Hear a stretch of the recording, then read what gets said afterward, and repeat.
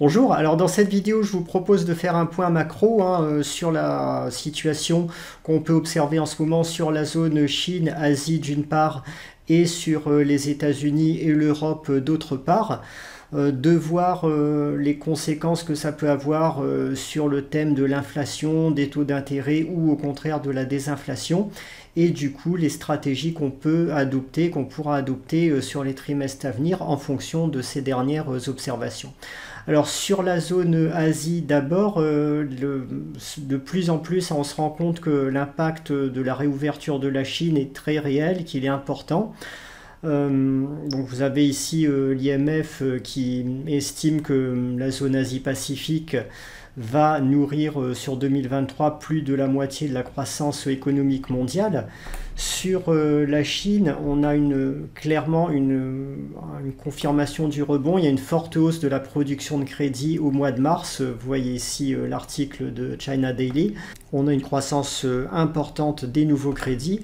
Vous voyez ici ce graphique issu du site Twitter d'Andreas Steno Larsen. On est maintenant sur un rythme de croissance proche de 15% par an. Donc on avait été déprimé sur la période 2021-2022 à cause du Covid et des confinements larvés qui sévissaient en Chine à ce moment-là. Mais on a retrouvé maintenant la zone haute de la fourchette des 10 dernières années et ça pourrait encore grimper sur les prochains trimestres. Donc on a franchement une bonne activité de l'économie chinoise qui se profile. L'agrégat monétaire M2 aussi, vous voyez, retrouve ses niveaux, on va dire le haut de la fourchette des 10 dernières années. Là, c'est un graphique qui porte sur une dizaine d'années. En tout cas, on est au moins au plus haut depuis ici 2016 sur cet agrégat. Donc c'est quand même très significatif en termes d'intensité potentielle de la reprise chinoise à venir. Au niveau du tourisme, vous voyez que les voyages aussi continue de bien se comporter. Cette courbe bleu foncé, c'est 2023, donc on est très au-dessus en termes de transport aérien, de voyage de 2022 et 2021. Bon, ça paraît assez normal, assez évident vu que la Chine a réouvert et qu'il n'y a plus de confinement Covid, mais ce qui est plus significatif, c'est qu'on est même au-dessus du graphique de 2019 qu'on a ici. Donc on a dépassé les plus hauts d'avant-crise pour l'instant sur le transport aérien chinois. Voilà, sinon sur Hong Kong, vous voyez que les ventes au détail ont posté leur plus forte croissance depuis 13 ans. Donc là aussi c'est un fait significatif. Et on voit ici sur le tableau de février 2023 de l'aviation civile chinoise que le trafic passager par exemple est en hausse de 38% sur un an, donc c'est quand même assez significatif là aussi.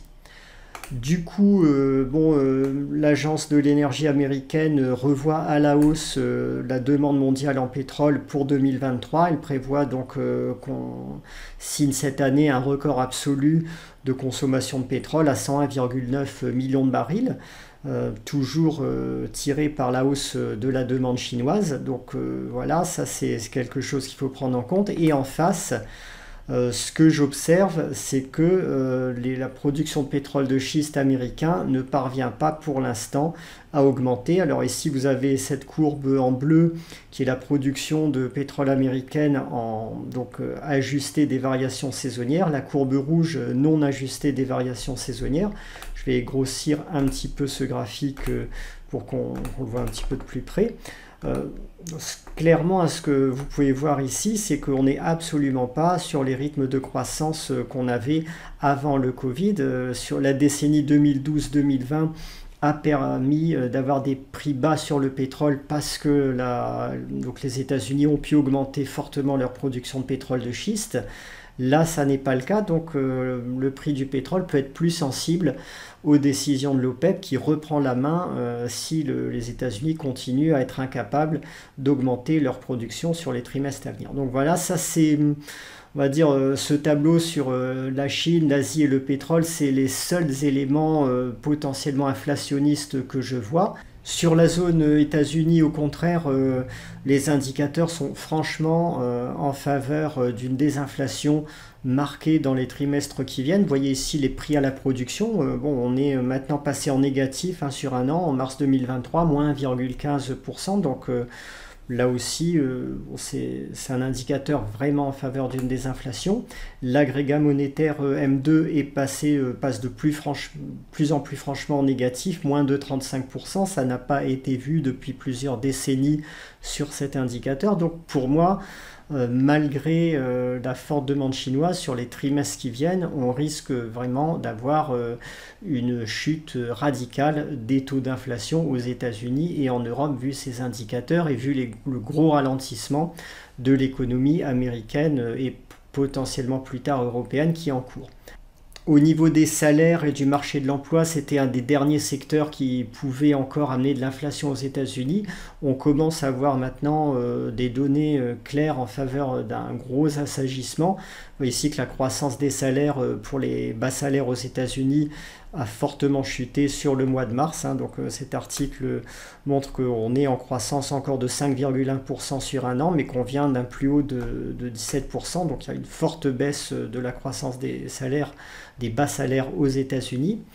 Ensuite, il y a le marché de l'emploi, les demandes d'allocation de chômage qui commencent à se retourner à la hausse. Bon, ça semble pour l'instant relativement peu significatif encore, mais ces débuts de figurants creux ont toujours précédé dans les décennies passées des récessions. Vous voyez ici, donc il y a Mike Shedlock qui propose un zoom sur le graphique ici, donc avec ces demandes d'allocation de chômage aux États-Unis qui repartent clairement à la hausse. Donc là aussi, c'est un facteur d'assagissement des salaires et de désinflation sur les trimestres qui viennent. Ensuite, toujours pour les États-Unis, on commence à voir un impact significatif de la crise bancaire qui a eu lieu.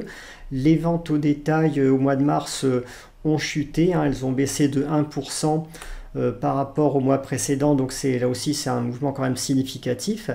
Et tous ces indicateurs pointent clairement en faveur de l'arrivée d'une récession aux États-Unis, probablement sur le second semestre 2023. Donc on a deux blocs qui se comportent très différemment. Hein. Les États-Unis qui vont vers une récession qui vont probablement entraîner dans leur sillage l'Europe, et d'autre part la zone Asie qui devrait résister beaucoup mieux avec une croissance chinoise dynamique. À ce propos, hein, je vais faire un petit commentaire aussi sur le thème de la déglobalisation. Donc vous avez sûrement beaucoup entendu parler de ce thème qui a été mis en avant par la presse, les journalistes français, européens et États-Unis, qui disent qu'avec le conflit Russie-Ukraine, avec les tensions croissantes sur la zone Chine-Taïwan, l'Occident est en train de s'engager dans un processus de déglobalisation, donc de produire lui-même ce dont il a besoin en se passant progressivement de la Chine. Bon, ça c'est un vœu, à mon avis c'est un vœu pieux, hein, j'y croyais vaguement un tout petit peu au début, mais c'est pas du tout ce qui se produit dans la réalité. Je vais vous montrer quelques graphiques. Donc là, je vous montre les exportations de quelques pays émergents. Vous avez ici l'Inde, donc on avait un plateau hein, en Inde sur les exportations indiennes de 2012 jusqu'à 2019, et vous voyez qu'en post-Covid, au contraire, on a une forte hausse des exportations vers le reste du monde. Encore plus frappant en Chine, hein, on était sur une moyenne entre 2012 et 2020, on va dire entre 150 et 220 milliards de dollars par mois. Et à présent, vous voyez qu'on a bondi assez spectaculairement et qu'on est plutôt maintenant entre 250 et 300 et plus de 300 milliards de dollars par mois. Donc les exportations chinoises ont fortement augmenté. On observe globalement le même phénomène au Brésil, hein, après un plateau d'exportation de 2012 à 2020, grosse hausse des exportations brésiliennes. Donc s'il y a quelque chose qu'on pourrait constater sur le entre guillemets le nouveau monde, hein, le soi-disant nouveau monde post-Covid, post-guerre Russie-Ukraine, c'est que ce nouveau monde, non seulement il n'a pas du tout mis en place une démondialisation, une déglobalisation, mais au contraire il a fortement accéléré les exportations des pays émergents vers les pays développés. Je vais vous montrer maintenant un autre graphique. Là, c'est le commerce entre Chine et Union européenne. Donc on a ici en vert les importations d'Europe en provenance de Chine, donc les exportations chinoises vers nous. On a un graphique qui était en relativement lente hausse de 2012 à 2020. On était passé de 250 milliards d'euros jusqu'à un niveau de 385 en 2020. Et puis depuis 2020, vous voyez que 385 il est devenu 473 puis 626, c'est-à-dire qu'on a eu une explosion des exportations chinoises vers l'Europe. Donc c'est vraiment spectaculaire, hein. On peut dire qu'en 2 ans on a fait autant de chemin et même plus de chemin que tout ce qu'on avait fait sur les 8 précédentes années. Et évidemment ici donc le déficit commercial, donc il était à 117 milliards en 2012, 182 milliards en 2020 et là il a brutalement doublé pour passer à 395 milliards. Donc tout ce qu'on peut dire, c'est que la soi-disant déglobalisation, elle s'est traduite dans le monde réel, donc le monde d'après, par au contraire un gros accroissement de la dépendance des économies occidentales vis-à-vis de la Chine, une grosse hausse des exportations chinoises vers les pays occidentaux.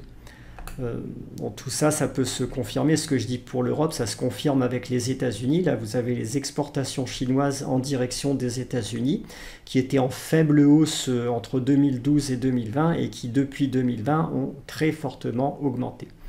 Donc vous avez vraiment d'un côté le discours des politiques, les rêveries de quelques bobos occidentaux sur le thème de la transition énergétique, des circuits courts, etc.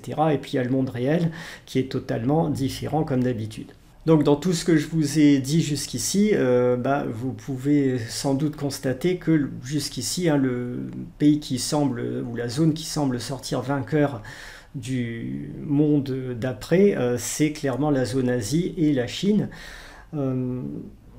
S'il y a un accroissement de tension sur le secteur Chine-Taïwan, j'ai de plus en plus de mal à croire que l'Occident arrivera à se passer de la Chine comme il l'a fait de la Russie. Ce sont des économies qui n'ont absolument rien à voir en termes de taille, en termes de biens qu'elles produisent. La Russie, c'est principalement un pays exportateur de matières premières.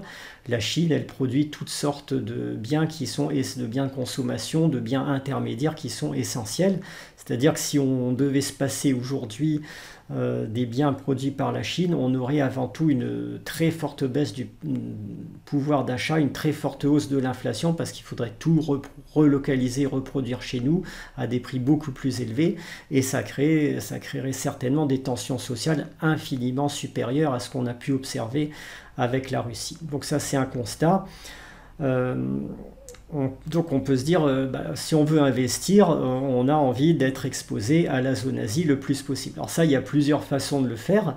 Pour l'instant, la façon qui a été massivement adoptée par les investisseurs français sur le marché boursier, c'est d'investir dans les valeurs du luxe françaises. Aujourd'hui, vous avez, il y a 3 valeurs, LVMH, L'Oréal et Hermès. Donc ici sont des données du site ABC Bourse qui représentent plus de 35% de la capitalisation du CAC 40. Si on ajoute Kering ici, on arrive à 38%. Donc c'est quelque chose de vraiment énorme. On peut dire que le CAC 40 aujourd'hui, c'est en relativement grande partie des valeurs françaises du luxe et le CAC 40 devient un indice du luxe français. Donc évidemment, pour l'instant, ça explique la surperformance du CAC parce que les valeurs du luxe cartonnent en bourse complètement.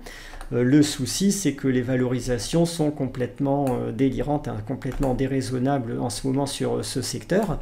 Je vous propose de regarder la situation de L'Oréal par exemple ici. Donc on a un graphique effectivement qui est très haussier. L'Oréal cote en ce moment 8 fois ses capitaux propres quand même, donc c'est avec un ratio valeur d'entreprise sur EBITDA 23. Pour LVMH, c'est sensiblement le même type d'observation qu'on peut faire. On capitalise 8 fois les capitaux propres, donc c'est énorme. On capitalise 6 fois le chiffre d'affaires, 18 en ratio valeur d'entreprise sur EBITDA. Pour Hermès, on en est aussi à 8 fois les capitaux propres. Donc là aussi, sont des niveaux qui sont extrêmement chers. Donc toutes ces valeurs, elles posent problème parce que les niveaux de valorisation sont excessifs. Alors on va me dire, oui, mais on a une belle tendance haussière et si la Chine est en croissance, il y a un énorme marché effectivement pour ces valeurs. Bon, si vous faites du trading court terme, du trend following, il n'y a aucun souci pour rentrer sur ces valeurs. On peut effectivement surfer la tendance en cours à condition d'avoir une discipline vraiment rigoureuse, de placer des stop loss adaptés dès que la tendance va casser. Si vous êtes un investisseur long terme, je ne pense pas que ce soit raisonnable de rentrer sur ces ratios de valorisation. Il y a un problème quand même géopolitique avec la Chine. Il faut bien se dire que la Chine, elle n'a aucun besoin des produits de L'Oréal, de LVMH, de Kering, etc. S'il y a des mesures de rétorsion parce qu'on a un accroissement des tensions politiques entre Chine et Occident, le fait de ne plus avoir ces produits en Chine, ça va peut-être déranger ou frustrer une petite minorité de riches consommateurs chinois, mais ça n'ira pas au-delà. Alors que dans l'autre sens, nous, on a beaucoup plus besoin des produits chinois et s'ils n'étaient plus disponibles, là c'est l'ensemble des classes sociales qui en subiraient très fortement les conséquences. Donc c'est le rapport de force, il est pour l'instant en tout cas, et ça va rester le cas au moins sur les 5-10 prochaines années, il n'est vraiment pas en notre faveur dans le jeu géopolitique actuel. Donc voilà ce qu'on peut dire sur ce secteur. Donc les façons plus raisonnables d'investir, de s'exposer à la zone Asie et à la Chine. Alors j'ai proposé de façon anecdotique, mais quand même on trouve des valeurs en France qui sont raisonnablement valorisées et exposées à la Chine. J'en ai donné une dans le secteur du semi-luxe dans la lettre PEA, qui est toujours à des prix abordables. Et après, bien sûr, j'en propose de nombreux autres dans le portefeuille anti-effondrement. Les valorisations sur Singapour des valeurs exposées à la Chine, il y a plein d'entreprises qui sont cotées à Singapour ou à Hong Kong qui opèrent en Chine continentale ou qui exportent en Chine continentale et qui sont très peu valorisées, qui sont à des ratios de valorisation tout à fait attractifs. Voilà où on en est aujourd'hui sur les ratios de valorisation, donc les CAPE par pays. En bleu ici vous avez les États-Unis, donc la courbe bleue avec un CAPE qui est à 29, donc là c'est largement au-dessus des normales historiques de l'indicateur. Les États-Unis restent un marché très cher. La nouveauté c'est que le marché français maintenant commence à être beaucoup plus cher que de nombreux autres marchés. On est un CAPE de 25, donc là c'est l'effet des valeurs luxe qui tire à la hausse l'indicateur. Donc le marché français devient de plus en plus fragile et au contraire, vous avez tout en bas le marché polonais qui a un CAPE de 7,75 qui reste à des prix attractifs. On a Singapour qui reste en bas de ses fourchettes de valorisation historique. Donc là c'est la courbe rouge. Vous avez un marché comme ici la Corée aussi qui est pas cher. Donc il y a des tas de marchés asiatiques qui restent à des valorisations attractives. Donc voilà un peu ce que je voulais partager avec vous en termes de macroéconomie et d'orientation stratégique pour les trimestres et les années qui viennent.